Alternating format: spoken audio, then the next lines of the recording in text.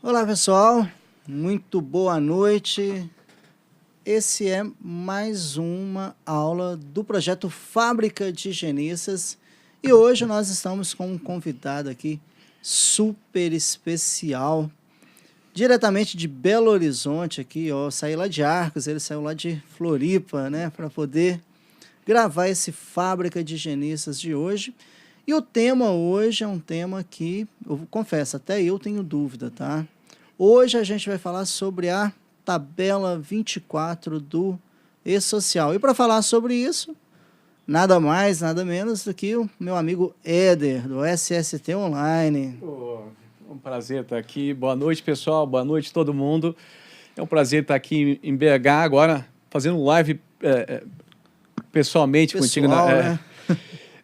Para quem não me conhece, então, eu sou Éder Santos, eu sou fundador do SST Online e desde 2014. Desde 2014 eu venho estudando esse imenso projeto que é o E-Social. Na verdade, agora não é mais um projeto, é uma realidade.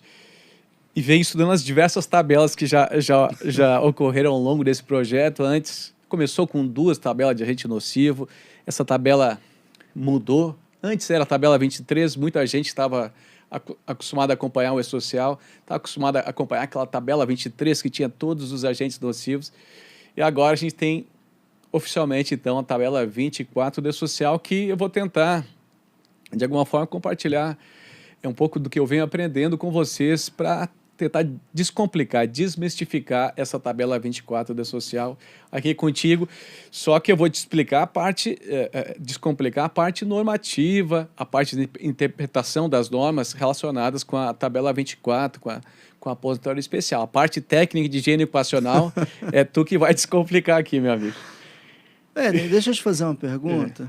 O que é essa tal tabela 24 do E-Social aí que tem tirado o sono aí de muita gente? Pode contextualizar, falar de maneira geral o que é essa tabela, que era 23, agora é 24? Pode falar um pouco sobre essa tabela? Vamos lá. É bom mencionar que a tabela...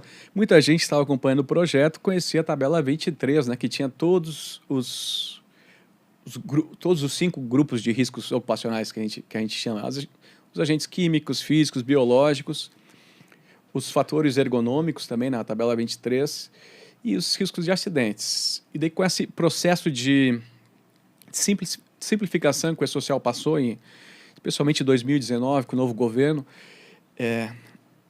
passou por um processo de simplificação e decidiram que SST no E-Social, os eventos de SST, os riscos ocupacionais a serem informados, são somente aqueles que você precisa informar no PPP e no LTCAT. Então, hoje, SST no E-Social, a tabela 24 de SST, representa o anexo 4 do decreto 3048. E o que é o anexo 4? O anexo 4 traz a lista de agentes nocivos e atividades considerados para fins de aposentadoria especial. Então, a tabela 24 hoje reflete, é um espelho do anexo 4 do decreto 3048, que são aqueles agentes nocivos e atividades que podem dar direito à aposentadoria especial. E muitas vezes, quem está começando com esse social agora vai olhar na tabela 24 lá e não vai ver, por exemplo, frio. Frio não está na tabela 24, mas por quê? Que o social não exige frio. Umidade também, Umidade, radiações não ionizantes, que está lá na NR15, radiações não ionizantes, frio, umidade, não está na tabela 24, mas por quê, Éder? Porque não são agentes nocivos considerados para fins de aposentadoria especial. Então, hoje, a tabela de riscos ocupacionais, como a tabela de risco, simplificando, do E-Social, a tabela 24, exige somente os agentes nocivos e atividades considerados para fins de aposentadoria especial. O que não está lá, você não deve informar. Tem muita gente querendo informar a mais que a tabela exige. Não, você não pode informar, ok? Então, já começando desmistificando a tabela 24 do E-Social, que para quem está em dúvida com o projeto, tabela 24, PPP, LTCAT. São somente aqueles agentes nocivos que têm que ser tratados no PPP e no LTCAT. É importante explicar isso daí, porque hoje, na matriz curricular, né, a grade curricular, tanto do curso técnico, segurança do trabalho, quanto na pós-graduação, especialização em engenharia de segurança do trabalho, esses assuntos voltados para a legislação previdenciária, eles são poucos discutidos. Na verdade, praticamente nem é falado. Então, é importante explicar que a gente tem a parte da saúde e segurança do trabalho trabalhista, né, as legislações trabalhistas, e tem também a questão previdenciária. Como você acabou de informar, a gente vai informar no E-Social, é uma questão previdenciária aí. São os agentes presentes no decreto 3048, correto? Exatamente isso. É até bom tu mencionar essa parte da legislação trabalhista e previdenciária, porque quando eu comecei a estudar o assunto lá em 2014, o que eu mais via, Tiago, era essa confusão entre legislação trabalhista e previdenciária. Especialmente o que é insalubridade, periculosidade e o que é aposentadoria especial, IPPP, LTCAT. Então, muitos profissionais, lá em 2014, 2015, quando fui procurar o assunto, eu fui tentar baixar ali LTCAT na internet para servir como referência para a gente elaborar o LTCAT na consultoria que eu era sócio e gestor. E lá, baixando os LTCAT na internet, 100% dos LTCAT. 100% do LTCAT faziam apenas conclusão de insalubridade. Insalubridade? E periculosidade. Nenhum LTCAT em 2014, 2015 tratava de fazer conclusão sobre aposentadoria especial. Então eu vi que naquela época tem muita confusão aí. Foi ali que eu comecei a pesquisar mais sobre o assunto, a me inteirar mais sobre essa diferença, o que é a legislação trabalhista e o que é a legislação previdenciária, porque naquela época eu diria que 98% dos profissionais faziam essa confusão entre a legislação trabalhista, o que é laudo de insalubridade, periculosidade, PPRA na época, e o que era a legislação previdenciária, que é LTCAT e PPP. LTCAT, a conclusão que deve estar no LTCAT é para fins de aposentadoria especial. Conclusão sobre adicional de insalubridade e de periculosidade, eu recomendo que esteja somente no laudo de insalubridade e no laudo de periculosidade, que seja separada essa gestão para não causar confusão, né? Então, um dos motivos que me fez a buscar conhecimento sobre o assunto, e tinha pouco na época, foi isso aí, essa imensa confusão que se fazia entre legislação trabalhista e legislação previdenciária. Hoje eu acho que com muita gente produzindo conteúdo, né? Tu produzindo conteúdo sobre higiene ocupacional pra caramba, a gente no SST Online aqui vem buscando desmistificar um pouco, né, dessa parte aí. Eu acho que as dúvidas são menores, né? Mas ainda assim muita gente tem dúvidas sobre aposentadoria especial, PPP, LTCAT e dúvida de insalubridade, periculosidade, PGR. É bom separar. Trabalhista é uma coisa, previdenciária é outra coisa. É interessante, assim, o mercado de saúde e segurança do trabalho, o pensamento crítico dos profissionais tem evoluído muito, muito mesmo, principalmente nesses últimos 3 anos aí, influenciado pela expectativa, que hoje é uma realidade do E-Social, e também o PGR aí. Mas, assim, ainda é comum, o pessoal que quer contratar pergunta, mas seu LTCAT vai ter conclusão de insalubridade? Isso é bastante comum, porque tem anos, né, produzindo a mesma coisa, anos, por exemplo, quem diz isso bastante é o pessoal da contabilidade, da RH, né, que cadê a insalubridade, eu quero saber, o LTCAT não é para isso. E naquela época, eu me lembro que eu falava, não, LTCAT, mas como? Tu não sabe de nada. Eu pego aqui LTCAT, todos os LTCAT que eu pego tem conclusão de insalubridade, de periculosidade. Até naquela, tipo, 2015, 2016, quando eu falava isso, as pessoas achavam que eu não sabia nada, né?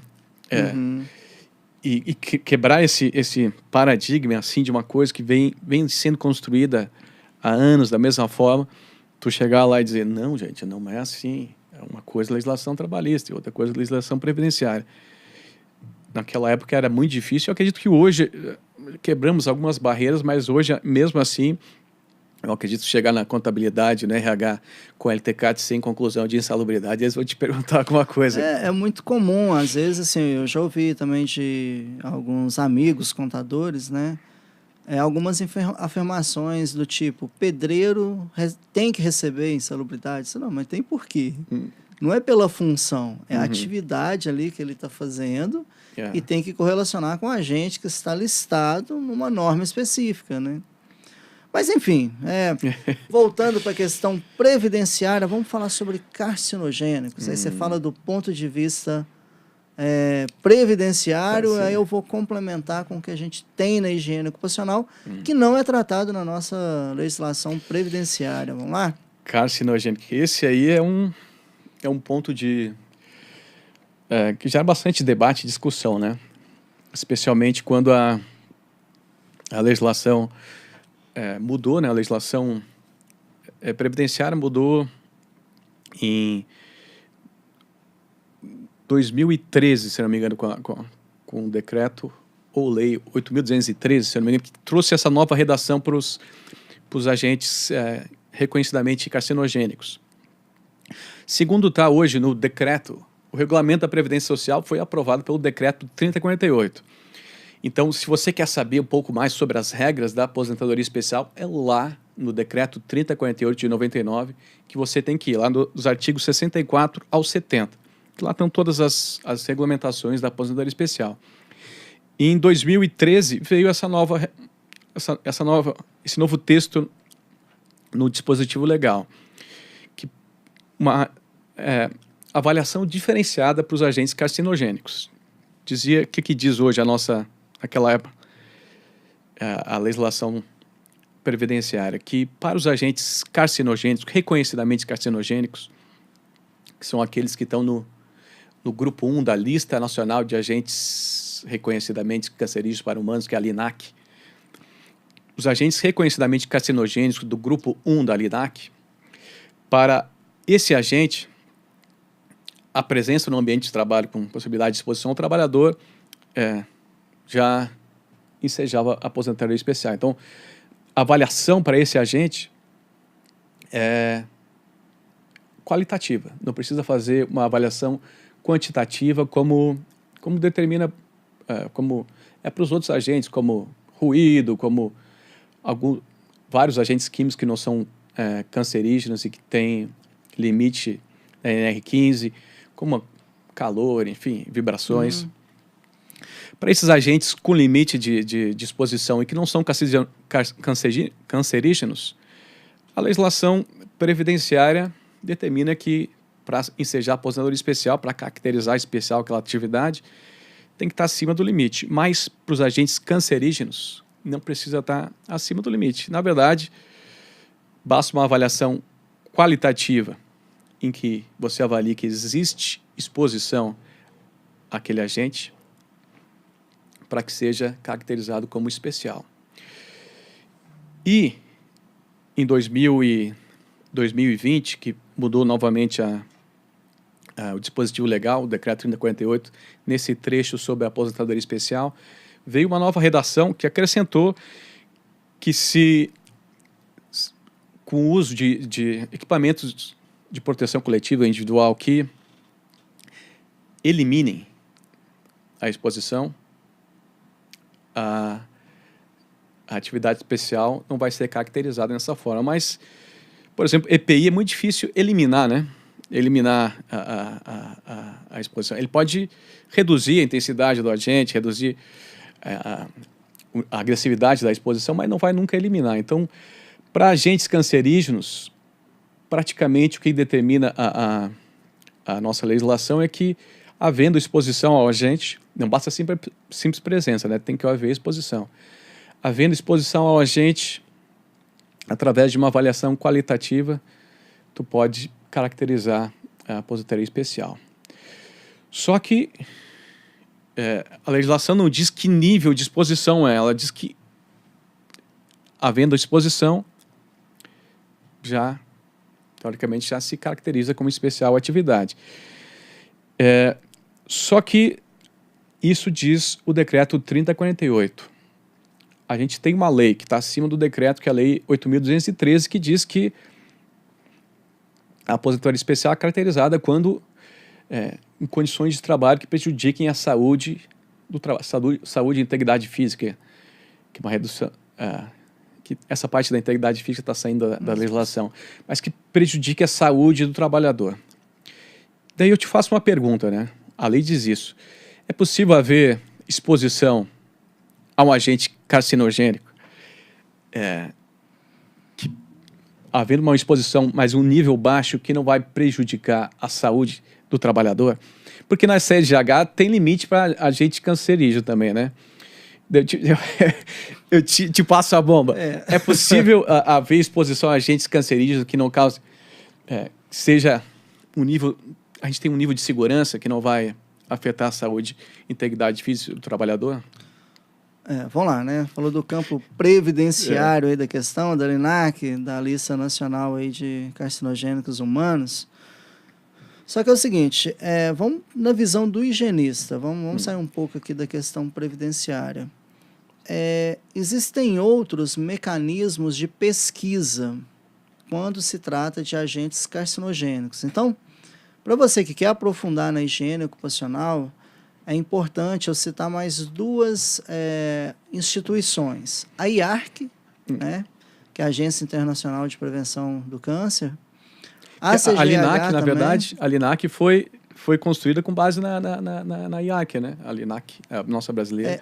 O que é importante é essas listas, o profissional já ir se familiarizando, tá, com algumas substâncias, né, que tem estudos que comprovam que é carcinogênico para o ser humano, já tem outros estudos que é carcinogênico animal confirmado, mas com relevância desconhecida para seres humanos.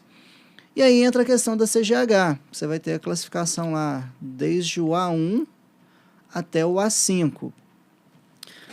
A questão de carcinogênico, eu vou te falar que se tem algo que eu tenho medo na higiene ocupacional, é isso, porque você tem que manter os níveis mais baixos possíveis, né?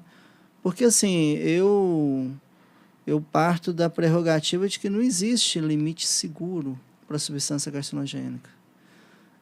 Você tem que considerar não só a questão respiratória, tem substância que tem notação pele. Então, assim... E também eu entendo que não deva se resumir apenas na Lista Nacional de Carcinogênicos Humanos. Acho que a gente precisa ampliar mais alguns estudos aí em relação a essas exposições. Tá. Eu também entendo. Esse é um termo polêmico porque até, enfim, é bom que a gente está trazendo esse tema à tona, né, carcinogênico, qual o nível de exposição seria, digamos assim, aceitável, porque tem outro fato interessante na legislação previdenciária em relação aos carcinogênicos, que diz lá a Instrução Normativa 128 do INSS, o Manual da Aposentadoria Especial, que o agente carcinogênico ele tem que estar, para ser caracterizado como carcinogênico e avaliado como carcinogênico para fins de aposentadoria especial, ele tem que estar listado na LINAC, então tem alguns requisitos. Listado na LINAC, tem que estar listado também no Decreto 3048 de 99, e tem que possuir o número CAS. Só que eu te faço uma pergunta, né? Se o agente cancerígeno não possui número CAS, por exemplo, tem radiações ionizantes que não tem número CAS, né?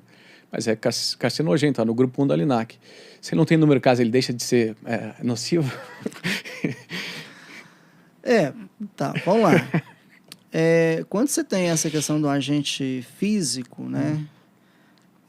Eu diria que é mais fácil compreender a origem e as características.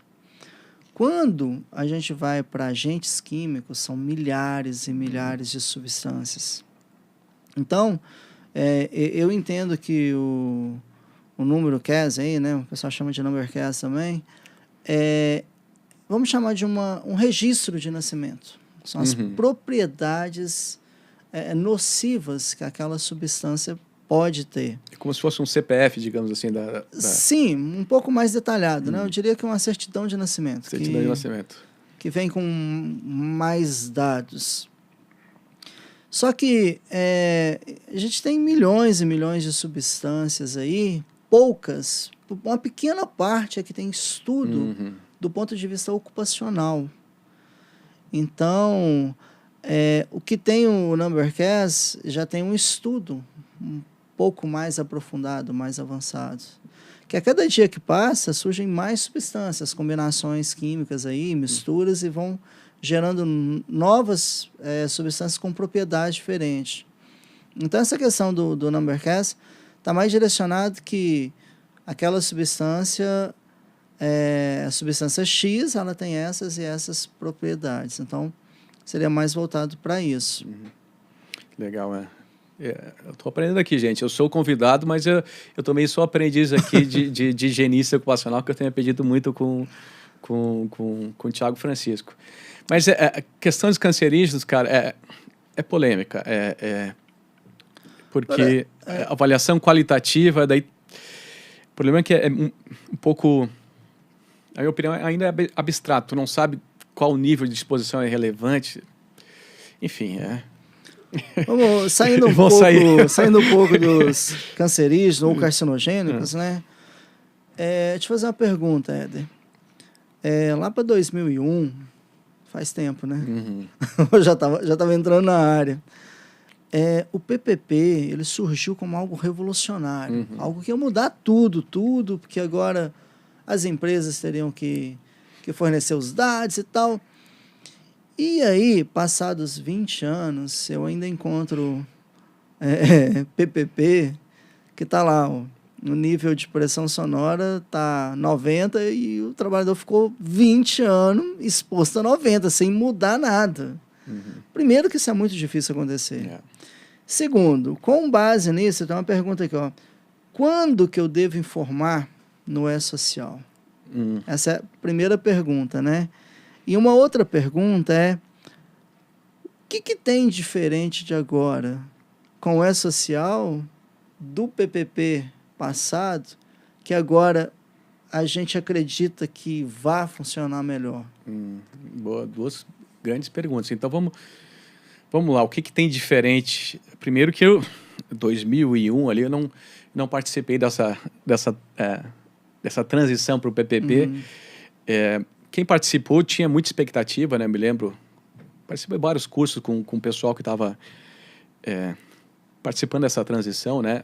Muita gente, os softwares de SST, muitos iniciaram nessa fase de transição para o PPP. Pô, agora as empresas vão ter que ter essa gestão, vão ter que ter esse controle, então vão precisar de ferramentas. Então, muitos softwares, foi um impulso para software nessa área que muitos começaram nessa época do PPP. Então, de uma certa forma, teve benesses assim, nesse acontecimento para a nossa área.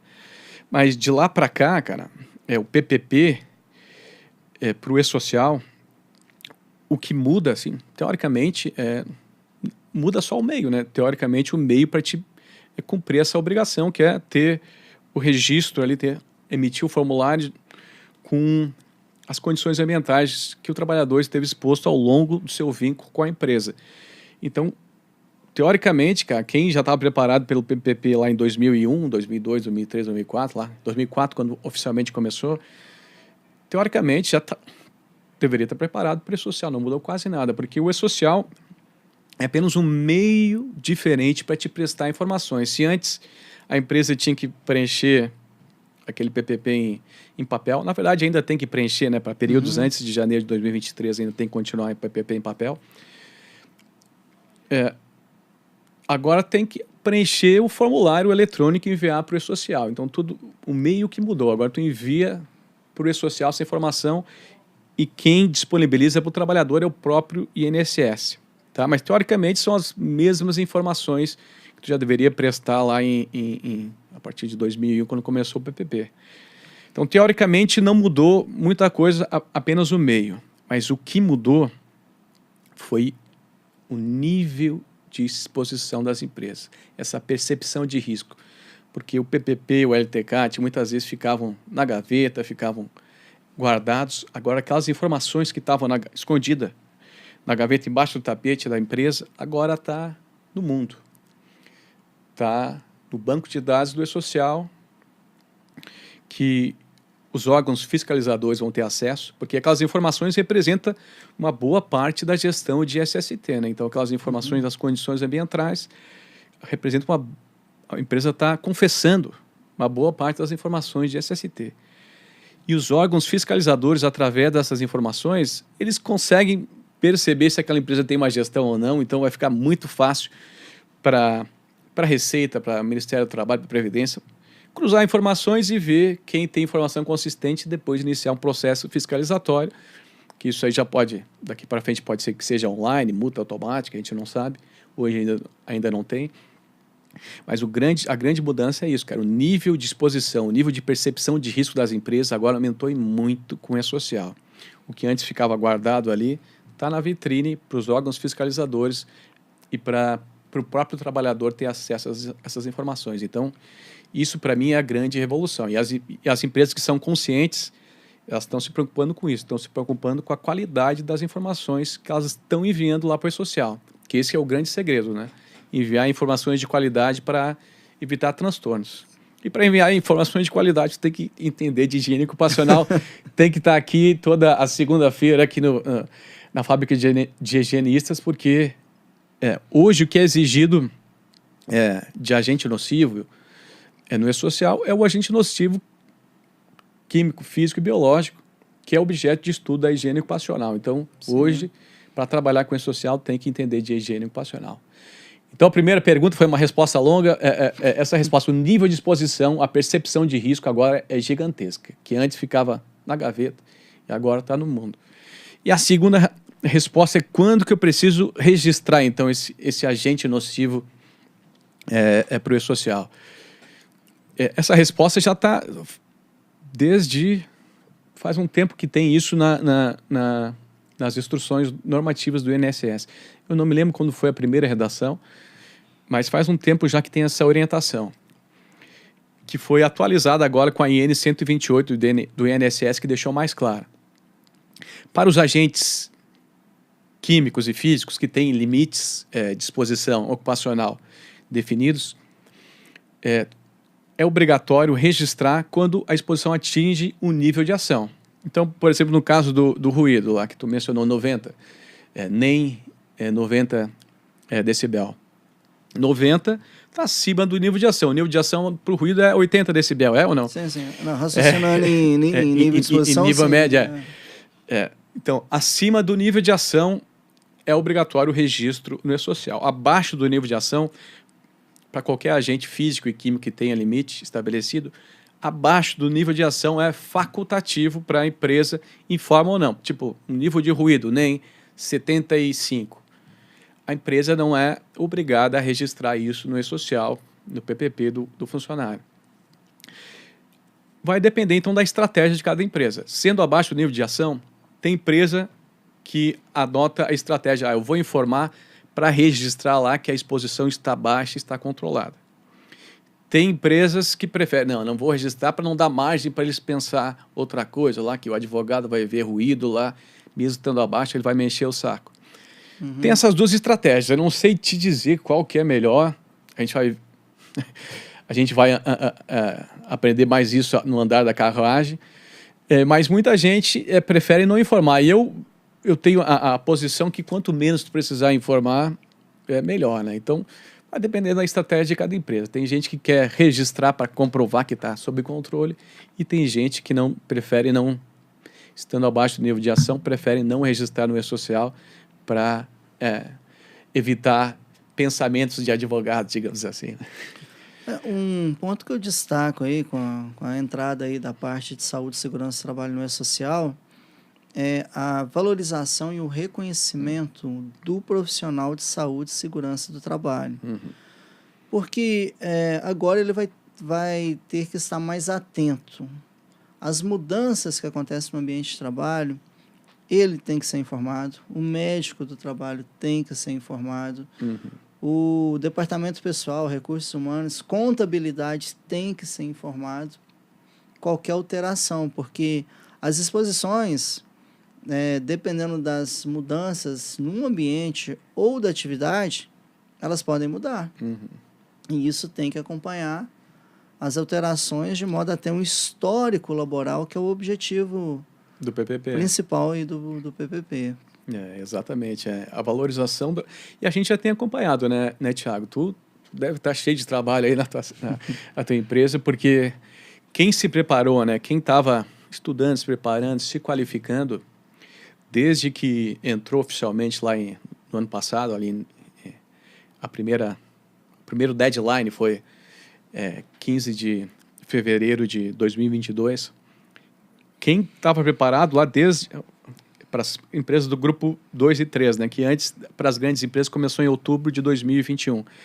Quem estava preparado, quem sabia de engenharia computacional, tinha software, estava com os processos redondos, já estava pronto para prestar esse serviço para as empresas, quem estava preparado não deu conta de tanto trabalho. Teve que recusar trabalho, porque tinha vários consultores dizendo, não posso pegar mais LTCAT para os próximos 5 meses, eu não consigo mais pegar LTCAT, por exemplo, porque não tenho capacidade de elaboração. Na verdade, a gente entrou num colapso, né? Porque no ano de 2022, somando todas as empresas no Brasil, microempresas, empresas de pequeno porte, tudo, tinha 19.230.000 empresas. E consultorias de saúde e segurança do trabalho, somando as duas, medicina e segurança, tinha apenas 5.700. Uhum. E 40 milhões, Brasil. 40 milhões de trabalhadores cadastrados no social. Sim, sim. E se você pega lá 19.230.000, divide por 5.700, era, assim, tá certo que a matemática não faz assim, sim, não é uma média, né? Mas seria mais de 3.000 clientes para cada empresa de consultoria. Uhum. É claro que de 2022 para 2023, eu acredito que esse número triplicou, no mínimo, né? Mas, mesmo assim, são poucas empresas de segurança, são poucos profissionais. E muitos desses profissionais tá na área privada. Uhum. Então, tá seguindo apenas o dia a dia daquela empresa que ele trabalha. Então, assim, é uma oportunidade muito grande, né? A área de saúde e segurança do trabalho tem que mudar a maneira como trabalha atualmente, principalmente para o atendimento dessa questão previdenciária aí, do e-social também, né? Exatamente. E mudar a forma como se oferece o serviço, né, Tiago? Eu também, quando trabalhava com assessoria ali em 2013, 14, 15, 16, a gente vendia muito papel, né? Documento, assim, entregava, que nem PPRA. O que era comum? Tu fazia o PPRA no ano, depois tu entrava em contato com a empresa só daqui um ano para, teoricamente, renovar renovar um programa que, na verdade, é um programa que não tem vencimento, né? O PPRA, como um programa, ele não tem vencimento. Tinha que ser reavaliado, né, anualmente, uma análise global. Tinha essa prática de mercado, né, de entregar um documento depois, só um ano depois é que tu ia entrar em contato com aquele cliente novamente. Agora, com o e-social, ele cria uma agenda permanente para as empresas, né, porque as empresas têm que estar se relacionando mensalmente, né, dependendo das ocorrências do ambiente de trabalho, mensalmente, com as informações dos eventos de SST pré-social. Então, cria-se, o e-social ajuda a gente a oferecer um serviço mais de gestão, de acompanhamento mais próximo das empresas, do que ficar aquela consultoria pontual que faz um serviço e depois daqui a um ano tu vai fazer um novo serviço. O e-social, para quem está enxergando isso, foi uma excelente porta de entrada para te fazer gestão, ajudar as empresas na parte de gestão, um acompanhamento mais próximo, mensal, que tu ajuda a fazer o diagnóstico, plano de ação e ajuda a acompanhar esse plano de ação, né? Porque tu mesmo fala, né, que a parte do PGR, a parte que mais... A elaboração do PGR pode custar isso, mas o plano de ação do PGR pode valer muito mais, né? Então, o e-social, acho que abriu a porta e abriu os olhos, assim, das consultorias de SST para oferecer esse serviço, que no fundo é o serviço que vai trazer mais resultado para a empresa, né? Esse acompanhamento mais de perto, vai ter uma melhor gestão de saúde ocupacional, de saúde e segurança ocupacional, e vai trazer melhor resultado para a empresa. Então, traz uma renda recorrente, né? Porque essa coisa de anualmente só serviço, isso é muito ruim, que tu não tem uma recorrência. Então, ajuda a trazer uma renda recorrente, uma previsibilidade para a empresa, porque tu tem vários mensalistas, assim como tem a contabilidade que o cliente paga mensalmente, assim está acontecendo com muitas assessorias de SST que estão oferecendo de outra forma os seus serviços. Né? Tá, vou contextualizar uma pergunta aqui, voltando ao assunto, né? E-social, agentes nocivos, físico, químico, biológico. Alguns têm limites, outros apenas qualitativamente, que tem um entendimento da presença dele e da exposição. Hoje, estamos vivendo presente. Tem desafios que ainda não apareceram. São problemas que iremos vivenciar. Então, por que eu quero contextualizar isso? Imagina a seguinte situação de uma empresa que contratou uma consultoria para fazer as avaliações de ruído. Só que as avaliações não foram acompanhadas, não tinha evidência de calibração, ou então a variação da calibração foi maior do que a norma permite. E, resumindo, deu um resultado de nível de exposição normalizado acima de 85 por erros. O que, na verdade, poderia ser um valor até abaixo de 80. Qual que é o impacto tributário de uma situação igual essa? Porque hoje, Éder, é um momento de ascensão da área. Mas, desculpa a expressão, está vendo muito picareta no oba-oba. Exatamente. Então, qual que é o impacto disso? Porque tem o bom profissional, que vai surfar na onda aí, vai bem, e tem o mau profissional. Qual que é o impacto que você visualiza futuramente de uma situação igual essa que pode ser rastreada, né? De verificar que foi uma falha de calibração, ou que não acompanhou, ou que aquele resultado não condiz. Só que a empresa ela vai pagar um tributo por isso. Então, qual que é a projeção que você vê? Qual que é o impacto disso daí para o profissional e para a classe de maneira geral? Para a classe é muito ruim, né? Porque à medida que a empresa descobre que tem uma informação equivocada de baixa qualidade lá, acaba desacreditando toda e lembrando que tem empresa que quer isso. Infelizmente. Exatamente. Tem empresas que querem isso. É uma informação fantasiosa. É ruim para a nossa área, né? Que quando tem profissionais ruins, acaba afetando, de certa forma, acaba queimando o filme, digamos assim, de toda a área. Isso é muito ruim. Impacto para a empresa enorme. Especialmente a questão, como tu mencionaste ali, o ruído. Porque o ruído ele tem um entendimento da Receita Federal que se a exposição está acima dos limites, a empresa é obrigada a pagar a contribuição adicional para financiamento da aposentadoria especial. Então, hoje, gente, o que a Receita Federal está cobrando de SST das empresas, a grande fiscalização de saúde e segurança do trabalho dos eventos de SST está relacionada com o adicional para financiamento da aposentadoria especial, que é o que a gente conhece como o FAI, o FACET.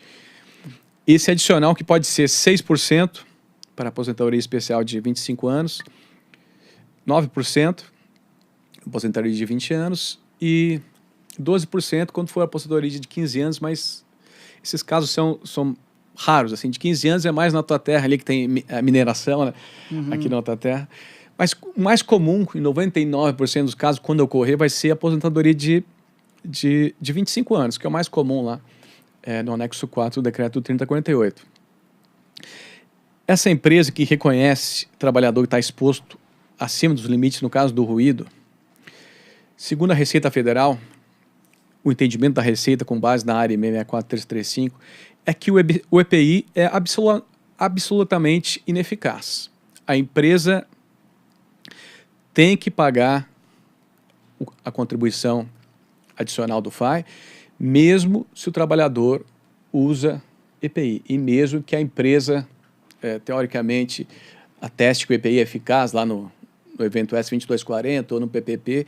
Mesmo assim, segundo o entendimento da Receita, com base na decisão do STF na área 664335, segundo o entendimento da Receita é que o EPI é absolutamente ineficaz no caso do ruído e as disposições acima dos limites de exposição no caso do ruído, é preciso recolher a alíquota adicional do FAI. E essa alíquota é 6% da folha de pagamento daquele funcionário. Se a empresa tem 100 empregados, que foi feita uma medição errada, que não foi feita várias amostras, que foi feita uma amostra no dia errado, sabe, no grupo de exposição errado e que casualmente deu acima do limite e tu pegou aquele valor equivocado e transpôs para todo o grupo de exposição, 100 trabalhadores pagando, digamos que eles ganhem 2 mil por mês, 6% de 2 mil não posso fazer quanto, 60 reais. 60 reais, não, 120 reais. 120 vezes 100. 12 mil? 120 vezes 100, 12 mil. 12 mil por mês. A empresa tem 100 empregados expostos a ruídos acima do limite, que foi erroneamente avaliado. 12 mil por mês, pagando 12 mil por mês erroneamente. Imagina quanto dá isso num ano, quanto dá isso em 3, 4, 5 anos. E até a empresa descobrir que estava sendo tinha pagamento equivocado. Se isso demorar mais de 5, 10 anos, que ela não pode reaver os valores pagos errados. E se ela descobriu, como é que ela vai fazer para recuperar para provar que pagou equivocado? Imagina. É um transtorno enorme, cara. É um transtorno enorme que eu sei que vai acontecer bastante disso, porque a gente já está vendo bastante informação equivocada. Hoje tem muita empresa que quer um trabalho sério, quer contratar profissionais sérios. Profissionais mesmo, a cada dia que passa está mais difícil de encontrar. E realmente, o momento ela vai pagar pelo trabalho mal feito. E muitas das vezes a própria empresa tem culpa disso também. Exatamente. Né? E a questão do E-Social, quando começar a acontecer o que a gente chama de parametrização das informações, né? É uma questão muito inteligente. Por exemplo, imagina o nível de ruído que está sempre abaixo, mas aí vem um atestado mostrando que está tendo perdas. Perda auditiva. Como explicar isso? Ou então aquele segmento lá, por exemplo, serralheria, marmoraria, 99% tem ruído. E aí vai aparecer uma que não tem. Então, assim, essa questão do governo, à medida que for evoluindo, que for avançando, vai se tornar um sistema inteligente, né? Eles já estão caminhando nesse sentido. O Ministério do Trabalho, a Receita provavelmente já está fazendo esses cruzamentos, né? E eles são muito, a Receita Federal especialmente, eles são muito bons nisso que fazem, né? Em cobrar da gente. A Receita é muito boa. A Receita é mundialmente reconhecida no Brasil por ser eficiente assim, em cobrar aquilo que o cidadão deve. Então, com certeza, eu não digo que hoje ou amanhã, a Receita ela pode cobrar para os últimos 5 anos, né? 5 anos. Eu acredito daqui 2, 3 anos, quando a empresa já vai ter confessado um monte de informação equivocada lá no social, aí a Receita vai ter várias evidências assim, e a Receita vai mandar uma cartinha de amor pedindo explicação para a empresa. Olha, a gente verificou inconsistências aqui, eu gostaria que tu me mostrasse o teu, seja PPRA, dependendo da época, no PPRA, PGR, LTCAT, dessas épocas. Se tu não tiver evidências que comprovem a informação que tu enviou lá para o E-Social, a Receita vai fazer o quê? Vai habilitar uma multa e vai pedir para te recolher aquele valor do passado. Isso daí você está falando das ações regressivas? Seria isso? Ações regressivas até é outra coisa que vai acontecer cada vez mais agora, especialmente com o E-Social, é que a Previdência Social ela pode tentar reaver o dinheiro que ela gastou com por exemplo, um acidentado. O trabalhador se acidentou, faleceu ou ficou de alguma forma, né? inválido. Isso teve um custo enorme para o INSS, para a sociedade em geral, né? Porque o INSS é nosso. E esse custo, esse acidente, foi por uma negligência de saúde e segurança do trabalho da empresa, uma falha na gestão. Então, a empresa, nesse caso, foi culpada. O INSS, ele pode, através das ações regressivas, reaver todo esse dinheiro que ele gastou, que o INSS gastou com aquele trabalhador por uma culpa, uma falha na gestão de SST das empresas. Então, isso está cada vez sendo mais comum. Então, as empresas que não tiverem uma boa gestão de SST podem, além dessa tributação, também vir a sofrer com ações regressivas que também são pesadíssimas. Dependendo do evento, pode ser bem pesado isso aí. Tá, o bicho está pegando, gente. Isso tudo que a gente está falando aí está saindo da tabela 24. Tabela 24 do E-Social. Tabela 24 do E-Social, que é a tabela, o E-Social em si, né? A tabela de agentes nocivos e atividades. E se não tiver conhecimento de higiene ocupacional, vai ficar muito difícil, né? Não querendo vender o teu peixe assim, mas gente, higiene ocupacional, muita gente está despertando, começando a conhecer só agora, assim, né? Tu precisa, para quem trabalha com LTCAT, com PGR, eu acho que não tem como trabalhar com LTCAT e PGR sem conhecer higiene ocupacional. E assim, do ponto de vista técnico, eu acho que o governo foi muito bonzinho, considerando só a tabela 24. Porque quando a gente fala de risco ocupacional, imagina se colocasse a CGIH lá, assim, ó, uma gama grande. Mais de 700 substâncias aí, com limites aí.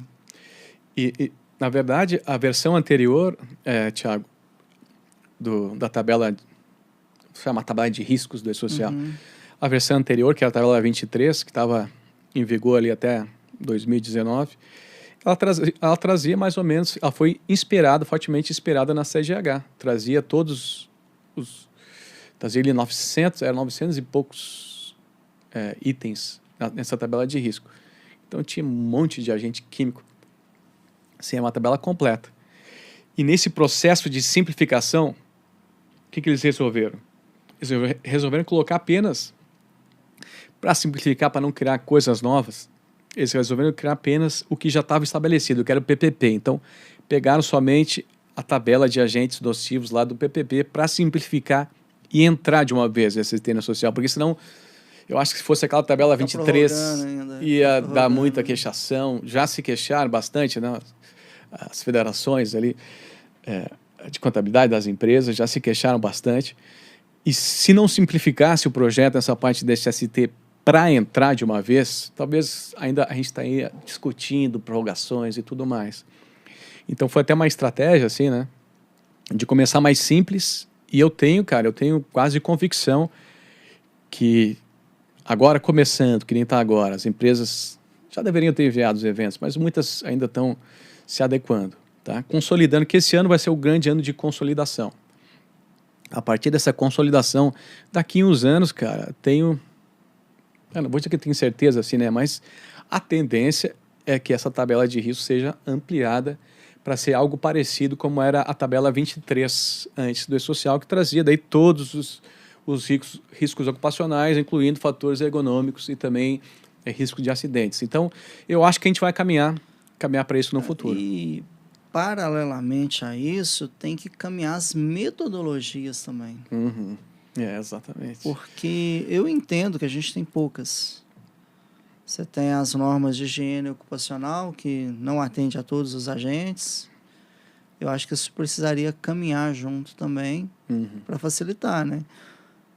Apesar de que é outra legislação, mas os higienistas ocupacionais, de maneira geral, estão com a grande expectativa com a revisão da NR15. Então, talvez pode vir algo de lá que mude, possa ser utilizado aí pela legislação previdenciária. Eu sei que teve até o anexo de agentes químicos da NR15, o anexo 11 e 12, e o 13, não estou me ligando se o 13 ainda está nessa. Estavam sendo revisados, né? Teve até em agosto do ano passado, eles abriram para consulta pública. Então, tá caminhando algo nesse sentido, né? E sobre metodologia, é até engraçado, porque o que diz a legislação previdenciária da aposentadoria especial?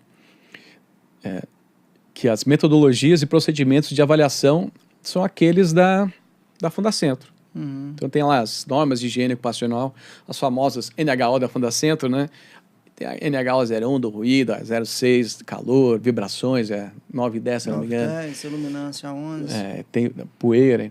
A 8, a 7. Só que por exemplo, alguns agentes nocivos da tabela 24 do E-Social, tu não vai encontrar método de avaliação não tem especialmente agentes químicos, né? As normas de higiene ocupacional da Fundacentro não tem. Então tu tem que usar o método, né? O método do laboratório ou de outra instituição ali, né? Na verdade, tu pode falar melhor sobre isso aí, sobre os métodos analíticos, porque a tabela 24 ela traz uma série de agentes químicos que não tem metodologia e procedimento na Fundacentro, né? O problema nesse aspecto da nossa legislação é que não é difícil, é simples, só que está muito misturado. Então, um técnico de segurança hoje, um engenheiro de segurança no início da carreira, primeiro, ele só vai estudar a legislação trabalhista, não dá tempo dele ver previdenciária. E aí, ele tem aquela ideia do antigo PPRA, hoje com o PGR, e dali a pouco tem o LTCAT, que é uma outra estrutura, não tem nada a ver com aquilo, não tem nada a ver do ponto de vista legal, porém, do ambiente de trabalho tem tudo a ver. E aí começa essa bagunça. É igual a questão do PGR. O PGR é complexo. Pode até parecer que não, mas é muito complexo. Porque o PGR, ele não é para caracterizar insalubridade nem periculosidade, mas é a ferramenta inicial da legislação trabalhista que vai levar a identificar esses agentes. Exatamente. Então, aí começa a complicar. Aí você vai ter norma da Fundacentro, ao mesmo tempo você tem a CGH, aí você vai ter, para trabalhar uma confiabilidade estatística melhor, vai ter que estudar o Manual de Estratégia de Amostragem do NIOSH, o livro da AIA, e dali a pouco você vai perdido naquele tanto de informação. Exatamente, fazer o quê, né? Isso, quem está começando vai encontrar essa dificuldade aí, vai encontrar essa dispersão da legislação. Hoje... E muitas vezes não se conversam essa legislação trabalhista e previdenciária. Elas estão caminhando, até ressaltar que nos últimos anos está caminhando por uma certa convergência, mas ainda causa muita dor de cabeça, assim. E causa. E assim, hoje tem profissionais aí que, não vou chamar de atalho, mas profissionais que organizam essas informações para poder facilitar, para ser mais rápido o entendimento. Por exemplo, PGR, o que eu coloco como resultado de ruído? 100% de dose, que é o limite. Então, você vai colocar o resultado em dose. Ok, no LTCAT, aí já é um NEM, já é um nível de exposição normalizado. Então, tem que ter esse entendimento que estão falando do mesmo agente, só que são maneiras diferentes e até mesmo critérios diferentes para apresentar um resultado de um mesmo agente. Então, isso fica confuso. A mesma questão do calor. Considera vestimenta, não considera vestimenta. Exatamente. Então, assim, é simples. A questão é que sozinho leva muito tempo para entender essas coisas que, na minha visão, poderia ser uma só, né? Não precisava complicar tanto. Exatamente. Se tivesse essa integração, né, e as duas, digamos, tendo a Fundacentro talvez como a instituição que define os parâmetros técnicos, né, e todas as legislações remeterem para metodologia e procedimento da Fundacentro, e a Fundacentro tivesse mais poder de produção, digamos assim, né, e talvez traduzisse algumas, não precisa nem criar talvez, né, mas pegar o que já tem lá, traduz, adapta, enfim, e centralizasse isso e deixasse mais facilmente assim disponível para todo mundo, né, centralizasse, uniformizasse e deixasse disponível, eu acho que ia ajudar pra caramba, cara. A gente eu tô vendo algum caminhar nesse sentido, assim, para trazer as normas da Fundacentro para a NR15, para a NR9. Mas, mesmo assim, a própria Fundacentro precisa de outras referências, porque a gente fica sem referência. Tem que nem tu mencionou, tem as referências internacionais, mas é o próprio profissional que tem que ir lá porque ele sabe que aquela referência é mais correta e não porque tem um direcionamento na própria legislação para ele achar a resposta que ele precisa, né? Então a gente tem um longo caminho assim a ser andado, a percorrido, mas eu acho que depende também da gente encher o saco, ficar cobrando, né? Ficar cobrando um pouquinho ali de quem cria essas regras. Influenciando, né? Influência, já que a gente está aqui produzindo conteúdo, então vamos cobrar para que seja mais claro. Eu acho que essa clareza e a acessibilidade assim, desse conhecimento técnico, eu acho que seria muito produtivo para a gente. E essa uniformização, né, das legislações, parar de conflito de Q3 e Q5, essa discussão, assim, quantas vezes briga. A gente deixa de produzir, de pensar, de discutir algo que vai levar a alguma coisa, sabe? Discutir metodologias de equipamentos de proteção coletiva, ou novas tecnologias de proteção, discutir formas de identificar, de antecipar riscos, e a gente fica ali no Q3, Q5, Q3, Q5, fica LTCAT, isso aqui dá direito ou não insalubridade, sabe, 80% das discussões, não sei se 80%, mas boa parte da discussão nos grupos isso gera insalubridade, gera aposentadoria especial, enquanto a gente podia estar discutindo outras coisas, né, sabe? Então, eu acredito que a própria legislação nos faz a usar esse cabresto aí e não discutir o que realmente é importante, assim, porque, enfim, a gente acabou criando ferramentas que estão nos punindo, né? Para você que está chegando aí agora, esse é o projeto Fábrica de Higieniças, toda segunda-feira, às 21 horas, pelo canal SST Online. Será que tem pergunta aqui? Deve ter, nem olhei as perguntas não. Conversa, verifica aí, vamos ver se dá tempo de responder algumas perguntas aqui. Vamos ver se a gente consegue responder. Pessoal, comente aí no chat, né? Eu tô...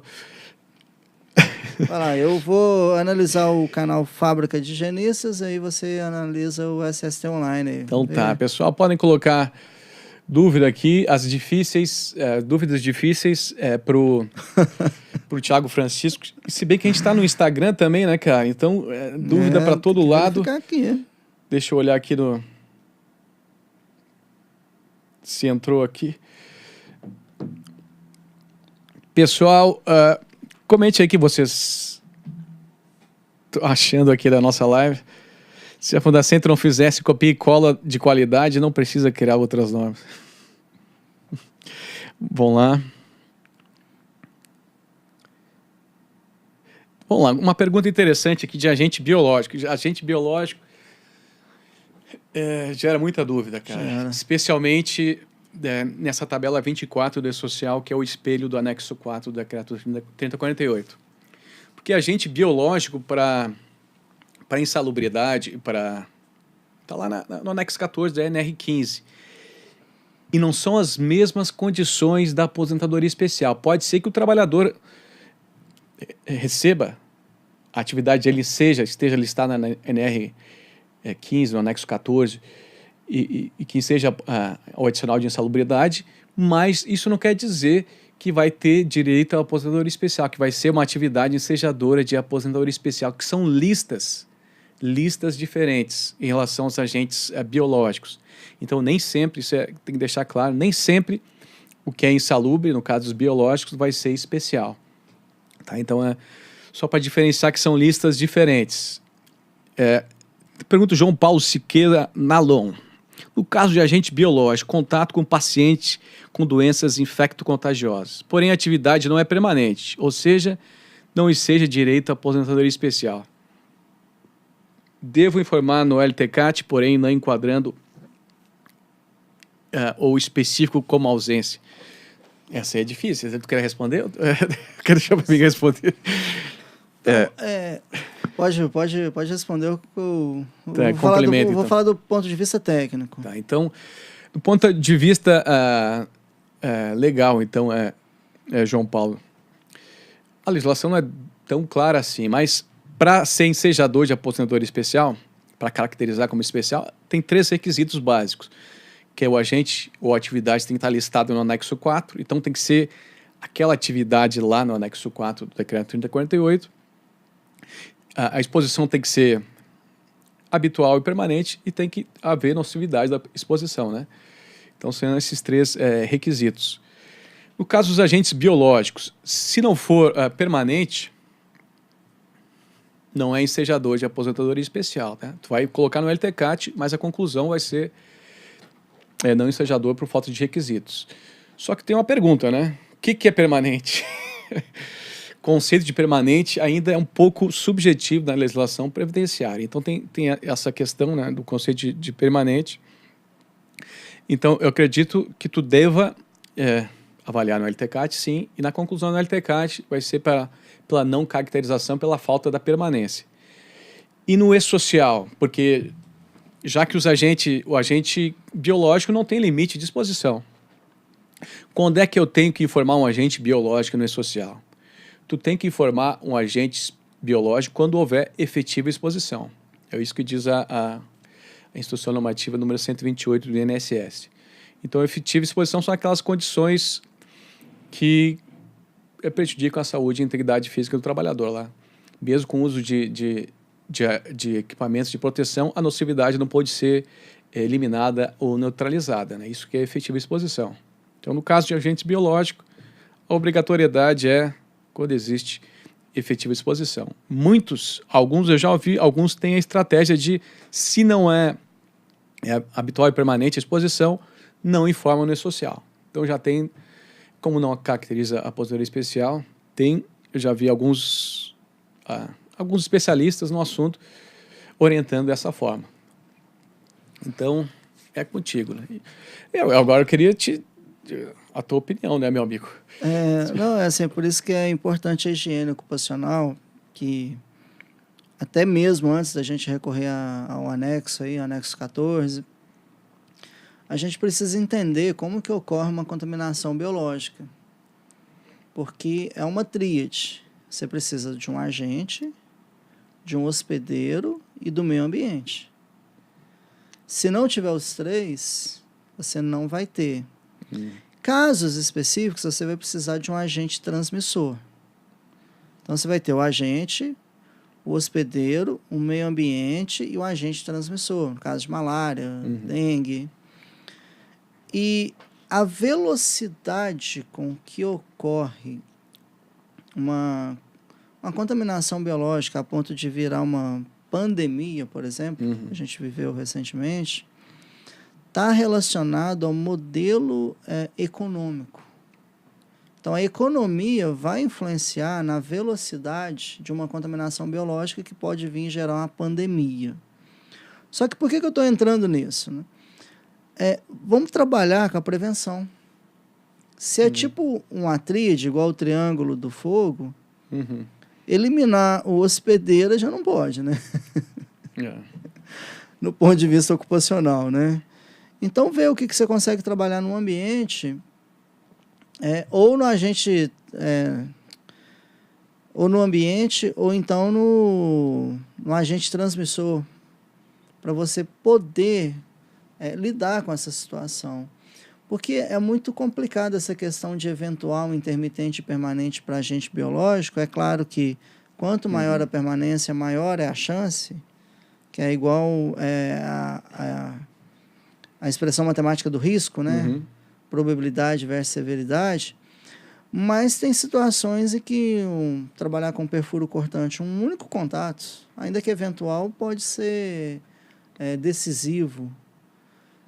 Então, assim, eu entendo com essas questões biológicas, eu acho que está mais relacionado a uma decisão política, não política geral, assim, mas é uma decisão mais política do que técnica. Tem esse biológico, porque pode ter, que nem tu disse, uma exposição mínima, né, de 10 minutos por dia e haver o efetivo contágio. Tem até um estudo da Fundacentro, né, que a Fundacentro fez um estudo em cima do anexo 14 da NR15 para propor modificações e tudo mais. E, se eu não me engano, no estudo, uma das conclusões chegaram é que o agente biológico ele está mais relacionado com a periculosidade, né? Porque é um risco que está ali que pode... não quer dizer que tu, como um agente físico ali, que tu vai somando aquela exposição e te fazendo mal. O agente biológico pode passar 30 anos sem trabalhar e sem pegar, sem ser contaminado. Pode trabalhar um dia e ser contaminado, né? Então, é mais a questão desse risco, assim, até, se eu não me engano, foi uma das sugestões passar, talvez, para o anexo de periculosidade. Hoje, dentro do estudo dos agentes biológicos, a gente tem como avaliar patogenicidade, classificar ela e tudo, só que é um estudo que, dentro da microbiologia, você pode até aprofundar muito, mas você não tem uma referência legal que sustenta muito isso daí. É meio que incoerente. Agente biológico, cara, por ter esses pontos de vista, assim, né, às vezes um tanto subjetivo também na caracterização, né, porque para agente biológico, por exemplo, na questão de aposentadoria especial, escolheram algumas atividades que, teoricamente, o nível de risco seria maior, então se presumia que o nível de risco é maior, então somente essas atividades que ensejadoras de aposentadoria especial. Mas deixaram de fora algumas outras atividades que podem ter um nível de risco semelhante, assim, e por não estar listada lá, o trabalhador não teria direito à aposentadoria especial. Então, agente biológico é um tema interessante, assim, para ser debatido, e é um tema polêmico também, porque o anexo 4 do decreto 3048, a tabela 24 do E-Social, traz algumas atividades, tá? Só que, por meio do judiciário, muitas vezes o trabalhador consegue a aposentadoria especial para atividades que não estão listadas lá no anexo 4 do decreto 3048. Então, como tem essa interpretação diferente do judiciário também, é muito judicializada essa questão da aposentadoria especial, especialmente por agentes biológicos. Enfim, porque é uma legislação que não faz sentido e acaba gerando uma série de confusão. Mais perguntas? Pior que tem bastante perguntas aqui, está aparecendo, 22h10, eu estou aqui como convidado, então tu decide a hora de acabar, mas tem a Cline Mercedes, eu acredito que seja uma clínica, que pergunta, a IN 128 menciona que após a implantação da migração dos dados do PPP em meio magnético pela Previdência Social, as informações relativas aos fatores ergonômicos e mecânicos passarão a ser obrigatórios. Então, colocar ou não fatores de riscos mecânicos e ergonômicos no E-Social? Uma boa pergunta, Cline Mercedes. Existia mesmo essa redação na instrução normativa do INSS, a IN 77. Essa redação aqui estava na IN 77, que após a implementação do PPP em meio magnético, eu acho que foi magnética, né? Magnética é bom, em meio eletrônico, as informações dos fatores ergonômicos e de acidentes mecânicos passariam a ser exigidas. Só que a nova IN, a 128, que entrou em vigor no ano passado, ela tirou esse trecho da redação, pensando muito no E-Social. Então, se adequou ao E-Social. Então, a simplificação, né? Então, esse trecho não existe mais. Desde a publicação da IN 128, esse trecho das informações relativas aos fatores ergonômicos e mecânicos foi retirado na IN 128 e se adequou a como é o E-Social hoje em dia. Então, não existe mais essa previsão legal de se informar no PPP os fatores ergonômicos e de acidentes mecânicos. Só que isso pode vir mudar no futuro. Eu acredito que no futuro seja ampliada um pouquinho essa questão dos riscos ocupacionais no E-Social. Tem outras perguntas aqui, meu amigo. Tem bastante pergunta aqui. Gente criticando a legislação. Tem que criticar a legislação mesmo, que a legislação não faz sentido. Eu sei que a gente está caminhando num processo de atualização, seria, das normas. Processo de modernização das normas. Mas ainda assim existe muita coisa para se mudar. Então, vamos pegar a última aqui, meu amigo. Essa aqui daí é para ti, né? Porque é uma pergunta do Djalma Cândido Martins Neto, que é sobre avaliação quantitativa de sílica. Mesmo que ela seja qualitativa, o resultado for abaixo do limite de quantificação, deverá seja ou não. Essa é uma pergunta. Essa é uma pergunta, uma boa pergunta, porque sílica, meu amigo, sílica está lá no grupo 1 da LINAC, né? A sílica é considerado um agente carcinogênico. Aí volta uma questão que o Edivaldo Gregório fala muito, é efetiva exposição. Então, assim, porque se a gente for pensar em simples presença do agente, a gente vai caracterizar tudo. Exatamente. Tudo. Então, a gente tem que olhar bem a exposição. De fato, tem exposição. Deu abaixo do nível de detecção não quer dizer que não tem. Quer dizer que tem uma linha divisória ali, que os valores identificados lá pelo laboratório a partir daquele parâmetro. Mas assim, é muito importante a gente verificar o histórico da empresa, qual é a fonte geradora, da onde está vindo essa sílica, se tem casos já de silicose na empresa, se já foi identificado pelo menos perda de função pulmonar. Então é importante conversar com a área médica para poder caracterizar. Porque senão isso pode estar incorrendo naquilo que a gente falou. E se de repente for um erro de caracterização, aí vai cair direto no financiamento da aposentadoria especial. Exatamente. Então, assim, a gente tem que observar isso muito para não criar um problema que pode não existir. Não é que eu estou falando que não exista nesse caso, mas tem que identificar isso muito bem. Por exemplo, tem situações que você tem produto à base de sílica, mas é um material mais pastoso, não vai respirar. Então, assim, tem que observar bem a exposição, a via de penetração no organismo, o histórico da empresa e tudo, para tomar a decisão de reconhecer aquele agente ali com um potencial de causar dano à saúde do trabalhador. Então tem que conhecer, enfim, tem que conhecer de higiene ocupacional. Principalmente estratégia de amostragem. Meu amigo, eu acho que eu peguei as principais perguntas aqui.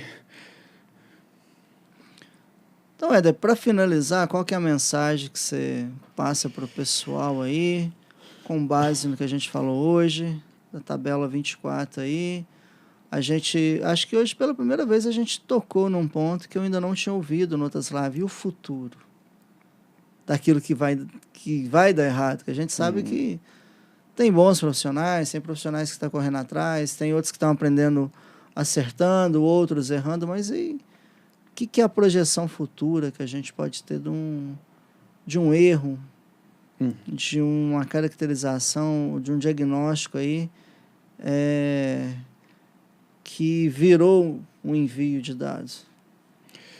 Então, cara, o futuro ele é promissor, né? Tanto promete tanto para quem faz um bom trabalho como para quem faz um mau trabalho, né? Eu acho que esse nível de exposição que a gente está vivenciando das informações de SST, o nível da exposição mais para frente, cara, vai ser essas informações equivocadas, inconsistentes, vão ser reveladas. Mais cedo ou mais tarde, isso é questão de tempo, né? Para ser revelado quem fez uma besteira e quem está fazendo um trabalho sério. Então, para quem está enviando informações inconsistentes, eu acredito que vai ser questão de tempo para ser descobertas as informações inconsistentes e para começar a pagar um preço por isso, né? Porque tu evidenciou no e-social, tu vai confessar uma coisa, uma mentira, tu vai ser punido duplamente, né? A Receita Federal não vai ter pena de ti, ela vai cobrar multa. Se tu, quando a empresa fez de forma inconsciente, às vezes a Receita Federal não cobra multa, cobra só o valor devido, né? Mas nesses casos, assim, especialmente com má fé, tem multa e tem outros transtornos para a empresa. Então, eu acredito, cara, que é questão de tempo para o mau trabalho vir à tona e ser revelado. Então, e já vai meu conselho, né? Se você está inseguro, tira essa insegurança.